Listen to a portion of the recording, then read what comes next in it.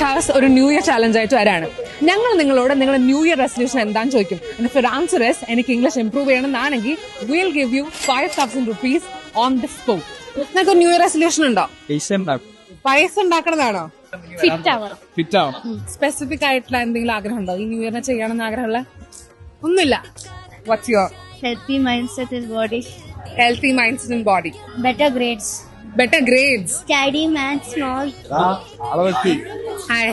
എനിക്ക് മക്കത്ത് പോകണമെന്നുള്ള ആഗ്രഹമുണ്ട്.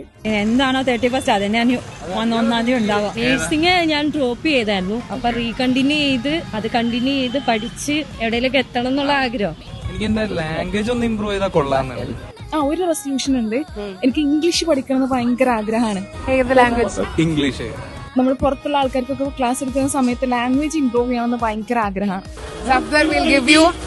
5,000 rupees. വേണം എണ്ണി നോക്കാം 5,000 ഇല്ലേ? 5,000 rupees ക്യാഷ് പ്രൈസ് ആയിട്ട് കൊടുക്കുന്നതായിരിക്കും. And you have one.